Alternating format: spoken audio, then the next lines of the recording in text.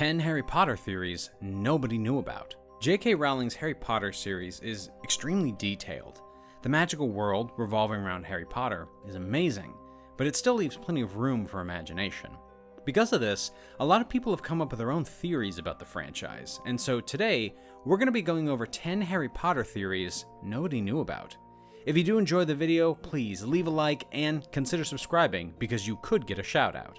But with that being said, let's get into it. Cool. Number 1. If you think about it, one of the largest unanswered questions of the series is why do wizards have to hide their powers from muggles?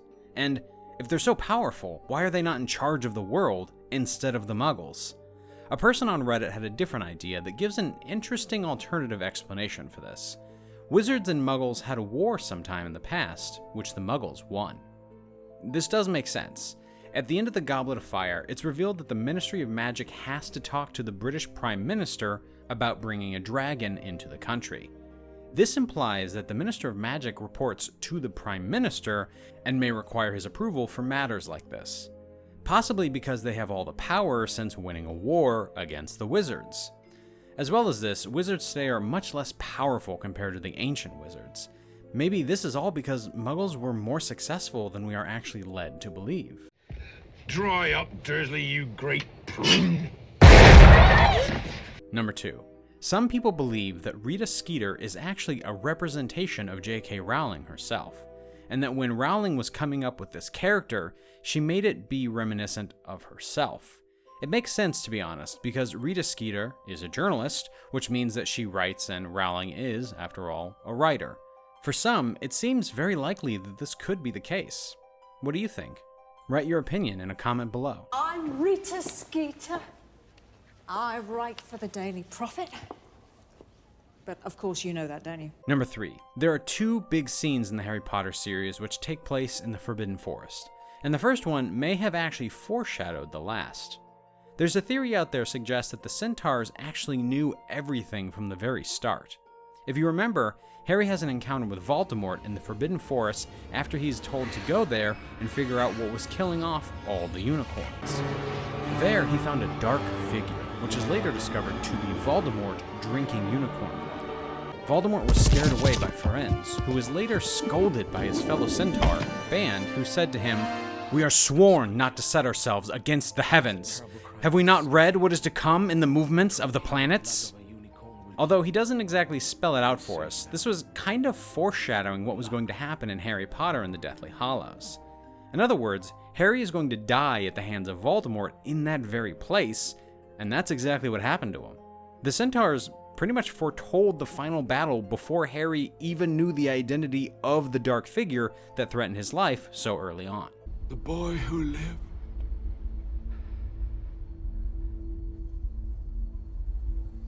Come to die. Number 4. The Defense Against the Dark Arts classroom was a revolving door for professors at Hogwarts. First of all, there was Professor Quirrell, who carried Voldemort in the back of his head, and then came Professor Lockhart. He was a fraud and lost his memory, and then, of course, Remus Lupin, who walked away after he was exposed as a werewolf. Then there's Mad-Eye Moody, who turned out to be Barty Crouch Jr. in disguise, and then there's Dolores Umbridge, who got herself dismissed. All of these professors took on the role of the Defense Against the Dark Arts teacher before Snape was finally transferred over to this position. Although Snape was clearly a very good candidate to be the Defense Against the Dark Arts professor, he was never given the role, and some fans believe that he didn't get the role early on because Dumbledore wanted to protect him. The idea stems from the fact that because he wouldn't let Tom Riddle have the job years before, Tom cursed the position and made sure that anybody who took it would suffer some kind of cruel fate and only have the position for 1 year. This happened to all the professors before Snape, so it seems legitimate. Maybe this is why Dumbledore refused Snape the job. Maybe he was just trying to keep him safe. Is there something you wish to tell me? No, sir. Number 5. I'm sure you can remember the moment where Hermione Granger teaches Ron how to say Leviosa, making sure that her pronunciation is very clear for him to understand. There's actually another moment where she does the same thing when she gives Victor Crumb a little tutorial on how to pronounce her name correctly in Harry Potter and the Goblet of Fire. Some people theorize that this is because a lot of people, before the films were a thing, were actually pronouncing her name wrong. So it is believed that this little scene from the Goblet of Fire was actually a guide for people to learn how to pronounce her name correctly. Rowling actually confirmed that this part of the movie, where Hermione is sounding out her name, was actually to clear up any misconceptions on how to say it. It's Leviosa, not Leviosa. You do it then if you're so clever. Number 6. It's no secret that the Dursleys were incredibly evil towards Harry Potter during the years that he lived with them. But there's a theory that suggests that they weren't being mean because they wanted to be, and that it was because they were under the effects of a Horcrux. Obviously, later on, we find out that Harry himself is actually a Horcrux, and so it's thought that the Dursleys were mean to him because of the effects that he was putting on them due to being a Horcrux. It actually makes sense if you think about it. The Dursleys were exposed to Harry Potter for 10 years, and so it's likely that this could be true. Being exposed to a Horcrux for that long surely would have some kind of effect on someone, especially a Muggle, right? Number 7. Would you believe me if I told you that Arthur Weasley was placed under the Imperius Curse? Well, there's a theory out there that suggests that he is, and he was placed under the curse by Voldemort and his Death Eaters during the Dark Lord's rise to power. At the time, Arthur would have been a young up-and-coming member of the Ministry of Magic, making him the perfect target for the Death Eaters, who were looking to get a foothold within the organization. This would explain a lot as to why Arthur never went further in the Ministry, because Voldemort had complete control over his actions. I'll see you at work. Number 8. Wizards and witches that commit crimes are sent to Azkaban, which is guarded by Dementors who are known to feed on the souls of the living and spread despair, which is the main reason they were chosen to guard Azkaban.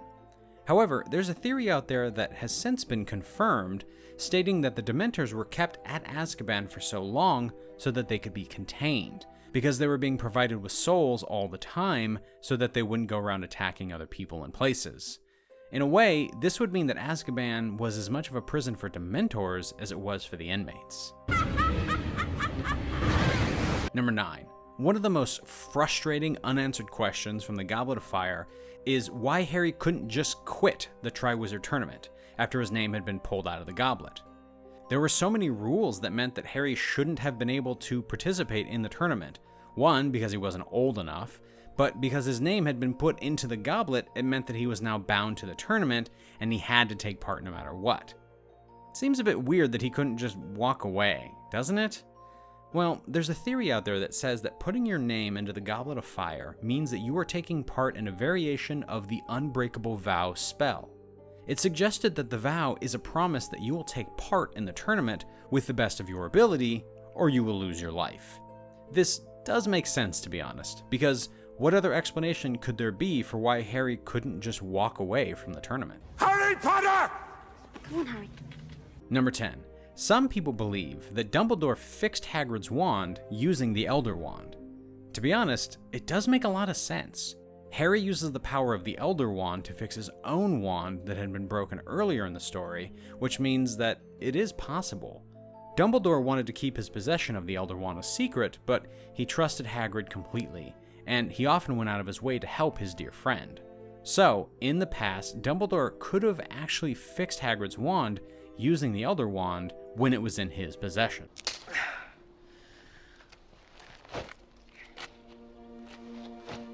But there we have it, 10 Harry Potter theories nobody knew about.